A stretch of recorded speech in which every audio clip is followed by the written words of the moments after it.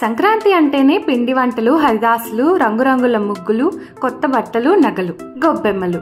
మీ అందరికీ మకర సంక్రాంతి శుభాకాంక్షలు. నా రోజుని కూడా నేను గడపలు అలంకరించుకోవడం, గుమ్మాలు అలంకరించుకోవడం, పూజ చేసుకోవడం, వంటకాలు చేసి నైవేద్యం పెట్టడంతో స్టార్ట్ చేశా. మీకు కూడా సంక్రాంతికి ధూపం వేసే అలవాటు ఉందా?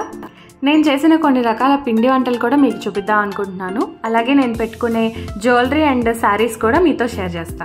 ఈ సంవత్సరం సంక్రాంతికి నేను చాలా సింపుల్ గా చేశాను. గారెలు, చింతపండు పులిహోర. సంక్రాంతికి పొంగల్ పెట్టకపోతే సంక్రాంతి ఎలా అవుతుంది చెప్పండి. అలాగే ముద్దపప్పు. సంక్రాంతికి గాలిపటం కూడా ఎగరేయాలి కదా. ఈ గాలిపటం అయితే మాకు 450 అయిందంట. ఈ గాలిపటం అండ్ 2 రకాల దారపుండలు తీసుకొచ్చారు. వాటికి 450 తీసుకున్నారంట.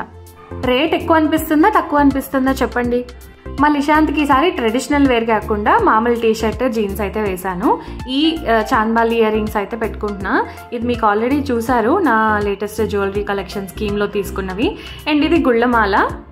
చాంద్బాలి ఇయర్ రింగ్స్ అయితే 8.240 ఉంది గ్రామ్స్. ఇప్పుడు చూపించిన చైన్ అయితే బీడ్స్ కాకుండా 20 గ్రామ్స్. ఇది నేను మలబార్లో తీసుకున్నాను, లక్ష్మీ లాకెట్. ఈ లాకెట్ వచ్చి 12 గ్రామ్స్ పడింది.